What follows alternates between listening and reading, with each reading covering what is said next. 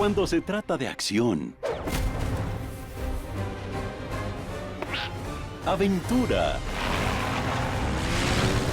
y actitud, Snoopy es el perro con más colmillo y el único que puede hacer de Charlie Brown ¡Está volando! un ganador.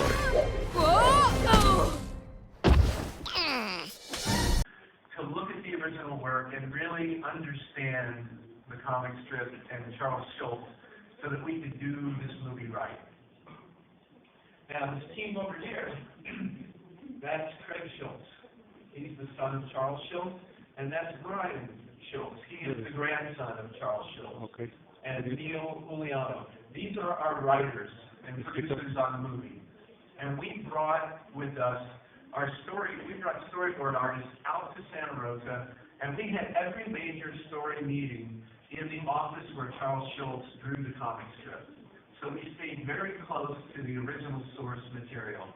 And Craig really understands his father's writing, and together, we shaped the script over the last 3 years to deliver the movie that we've now made.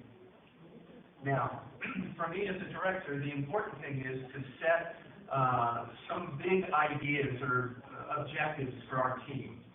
And as I would travel to the Schulz Museum, I always went here. This was my place to think about the movie. Okay. This is the drawing table where Charles Schulz drew the comic strip for so many years.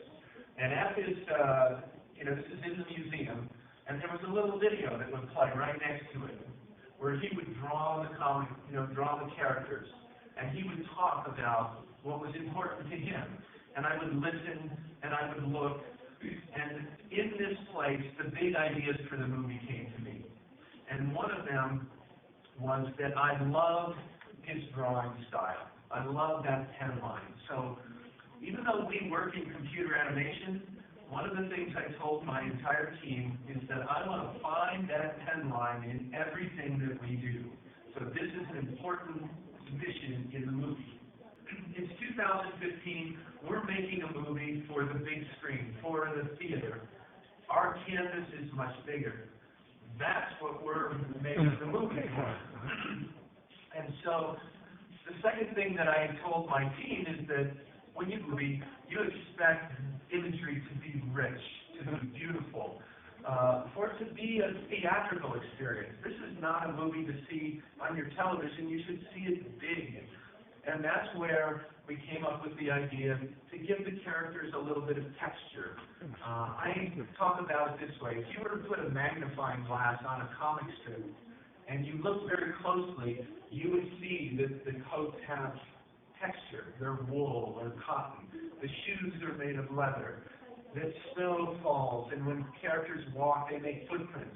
I wanted to make that world come to life in a more real way for an audience today. Now, when we started the production, our production managers, they're the ones who look at the schedule, the budget, and they were doing the Snoopy happy dance. They're like, this is going to be great. The characters are already designed. When we make a movie, typically we have to design the characters. Well, Charles Schulz did that work for us. And so they thought, well, this is going to be the easiest movie we've ever made. We'll see. Okay. And so we started. One of the things you know, Charles Schulz drew the comic strip for 50 years. And the characters changed over those 50 years. For example, these are images of Snoopy from the 1960s. Snoopy's snout is much narrower and longer. And then this is in the 70s. And so we had access to every comic strip. Close to 18,000 comic strips. So we cut out every Snoopy from the eras that we were looking at so we could study the drawings. And we called this the matrix. And we did this for every character, And so I put a team of people together, 8 people, and we decided to go through and look at all of those Snoopy drawings and pick what we thought were the best ones. And we settled on these 3, and then we said, that's not enough. We like the ear from A, and the head from B, the body from C, and that gives us our final design for Snoopy. And so we did that for every single character in our cast. And this is the cast of the main characters of the movie. So as you can see, we did a tremendous amount of research. We studied the work of Charles Schulz because it's so wonderful, and it's the foundation of the work we're doing on movies. So you fast forward 1 year after we've done that development, and here's Charlie Brown, and you can see, you know, his socks have texture, his shoes are made of leather, his shirt looks like cotton. And the idea was that the silhouette, the pose, the shape of his design should be just like the drawings, but now we get to see it with a little more rich detail. Okay. And for example, on his little loop of hair, it's actually made up of individual hairs. But when you squint, it looks like that pen line, that thin to thick line that Charles Schulz created with that pen. And that was important. Same thing with the eyes. We could have done something much easier and done computer animated eyes with a pupil, an iris, an eye socket. But I said, no, let's make it like the drawing, which meant that it was going to look like a little ink drop for an eye. And it's that simple style that makes Charlie Brown and these characters look like they always did. Now, the other interesting part of this journey for us was animation, because on this film, we ended up developing an animation style that's different than anything we've ever done before at Blue Sky Studios. And this is where it begins, once again, with research. So our animators, you know, our lead animators come together, and we look at it, and we study the drawings, and we see, oh, Charlie Brown is maybe 2 1/4 heads tall, and we look at the straight versus the curve. We're studying how these drawings are put together so that we can recreate that in animation. Okay. And as we did this study, we noticed a few interesting things. The first thing we noticed is that Charles Schulz only drew the characters in 6 different poses. Side view to this side view, down, and up. Only 6, ever. Like, oh, that's interesting. Okay, if we want to match what he's done, that means that's going to be a more limited palette.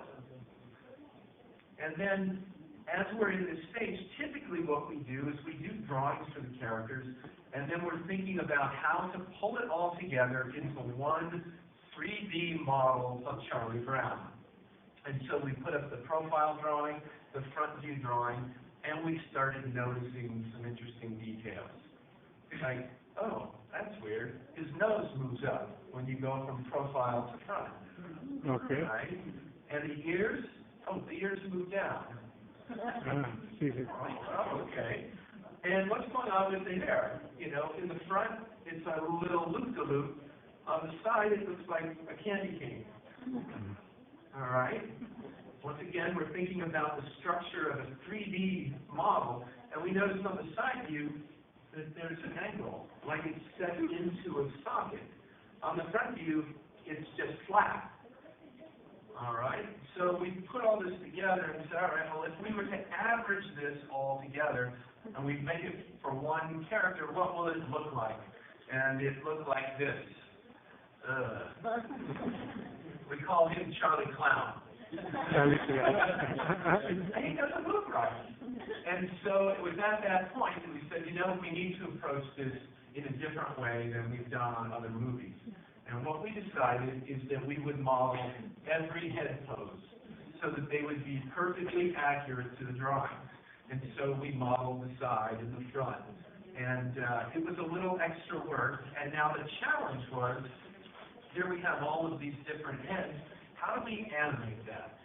And so there's a team that we have that creates the controls for animators, allows them to move things around. And I'm going to show you something. You'll never see this in the movie, but this will show you how we control Charlie Brown's head. So if you look here, watch those ears. The ears move up, the nose moves down. And we get to those perfect poses at each stage. He looks really weird when you move him like this. But I wanted you to see what's going on behind the scenes in terms of the control. So now we give this to an animator, and our job in animation is to create the illusion of life, to make you believe that this character has come to life. And so with those same controls, here's how an animator would animate Charlie Brown. And you just get a simple little eye blink, and then he snaps from one pose to the other. There are not a lot of in-betweens. We hold on a pose and then snap to another. This created a style of movement that is very different than what I worked on in the last Ice Age movie, for instance. What I found is very charming. It was reaching back to the work that Bill Melendez did on the original specials and working like a 2D animator, bringing that into 3D. Now, Charlie Brown was one challenge, but he's mostly a bald head and a little loop of hair. Mhm. Lucy's got all of this hair, and Charles Schultz drew it in very specific ways for each pose. And so we have a team of people who do nothing but hair grooming and hairstyling on our movie. And they created these kind of controls for Lucy. You can see. We pop, we switch, we move around different hair pieces so that Lucy always looks correct whenever she's looking to camera, whether it's profile or front. And this is the way that we control that. And so now we've got the control for Lucy and Charlie Brown, and that leads us to Snoopy. Oh my gosh, Snoopy is, we call him the Picasso Challenge. Really? I mean, look at this drawing. He's got 2 eyes on the side of his head and a smile that normally here would wrap around the other side. It never did, the way Charles Schultz drew it. And so we had to create control. So here's an interesting observation we made. When Snoopy is looking sideways, Okay. the shape of his head is like this. When he's turning to look at you, See? his head is the same shape. If it were a dog, for instance, if I were to do it like this, you would get the profile drawing, and when it turned forward, it gets really tiny. See? But that's not the way Charles Schultz drew the characters, and we wanted to be true to that. So how are we going to create this kind of control? Basically, if Snoopy turns his head, the only thing that's happening is his nose is moving and his eyes are popping on. His head doesn't rotate at all. And so, here's an example. This was a pose that an animator created. This is working in Maya. This doesn't have all the lighting and color. But, so there's a Snoopy pose. Well, here's what it looks like. What we've done is we've given the animators control to be able to move the nose, move the mouth, and create that kind of look. So, what it meant is that we were going to be posing every pose to camera, and the animators would be doing the equivalent of drawing, but with 3D shapes. Here's another example. Here's Snoopy in a nice happy pose. Well, here's what happens when you rotate around and see what's really going on. Once again, you can see what we're doing is we're manipulating and we're pushing the character around. Look at Snoopy's arm. To match the poses that we saw in the comic strip. He looks perfect to camera. What that meant is that in my camera language, I was going to lock the camera off more. I wasn't going to rotate around because I didn't want you to see that bent arm on the back side. So, those production managers who were so happy, thought this movie was going to be so easy, they're like, ah! Because when we were doing all of this development work, there were only about 10 of my lead animators, my very best animators who figured all of this out. When we animate a movie, we have close to 100 animators working on the film. And with 100 animators, how are they going to learn to animate in this new way?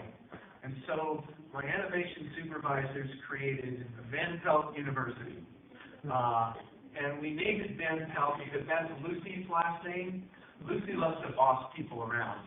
And so this was a 3-week course that every animator had to take. And what they would start by doing is drawing the characters, watching the old TV specials, and understanding the work of Charles Schultz, and then learning this new way of animating. And we created a book that was online that would, give them visual cues, how to grasp things, to make it look like, Charlie Brown and look like a comic strip. Or tell them that it's okay that Charlie Brown's arm can stretch 3, 4, or 5 times the length. Here it's very small. But then it can stretch, because Charlie Brown's got a big head. If he's going to take his hat off, you're going to have to stretch his arm. One of my favorites is we call this the foot breakfast. When the character is standing, it looks like a loaf of bread. When they're walking, it's a happy sausage. There's curve. And when you're sitting down and your feet are facing forward, they look like an egg. Mm-hmm. These are guides to our animators on how to shape, the characters. And then the last thing in that book, in case you were wondering, is Charlie Brown's eyes, the character's eyes, should look more like melted chocolate chips, not like raisins. And what that comes from is that we studied those little ink drop eyes with great detail and understand that there's a certain number of facets and shaping that give you the expression that you need to animate these characters. My favorite moment in that TV special was Snoopy, and in particular was Snoopy when he does his happy dance. So I'm going to do a drawing of Snoopy doing his happy dance. So he's got his head up in the air because he is very, very happy with his dancing. I'm trying to imagine what just happened for him that would make him so happy. Maybe it's being in Mexico City. Okay. I think so. And then, of course, we've got his little collar here. And because Snoopy's really happy, he's got his arms out. Draw his kind of paws that have got little fingers as well. Get the other arm.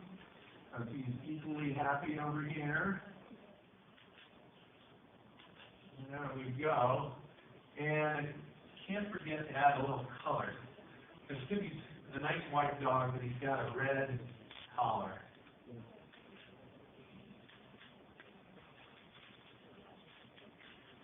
So there he is, happy dancing Snoopy. And kind of while I'm in the mood here, Snoopy would almost always, if he's having such a good time, I think he would be there with his friend. And so I'm going to give you a little Woodstock up here as well. Yeah. So let's see, we'll get Woodstock going. And there you go. I better time this here.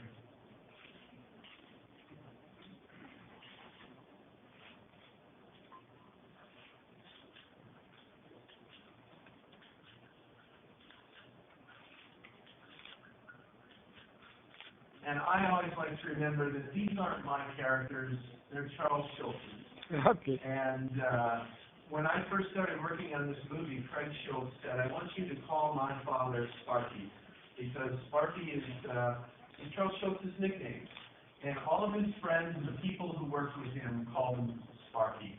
And so I always like to add, thanks, Sparky, to any drawing that I do, because these are his characters. There you go.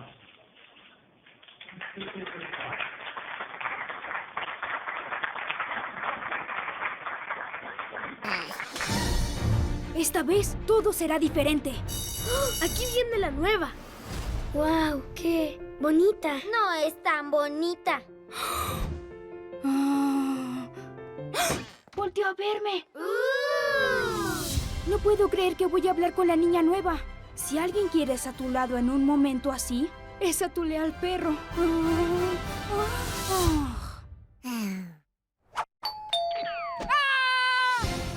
We tangled our kite up in the tree a lot, but we kept going, and that was the big lesson. Siguiente pregunta, Cynthia Yates, de Entera Magazine. Hi. Which was your biggest obstacle or challenge when you made this movie? I think the biggest obstacle was getting the look of the characters right. That happened in the very first year as we tried to, make Charlie Brown with that little loop of hair look good on the screen. That was the biggest challenge. I will say that in every movie that I've ever worked on, one of the greatest challenges is telling a good story. And the wonderful thing about working with Craig Schultz and Brian Schultz on this We wrote this movie over 3 years. They had a script that they had worked on for 5 years before I even started working with them. And they stayed open to the fact that when you make a movie, that script, that story begins to talk to you. And you can make it better. And we continue to work to make it better all the way up to this summer, to the very last minute. We were tweaking lines to make it the very best we could. And so, that was one thing that I really appreciated in the journey. Le gusta bailar. ¿Ah? Ups.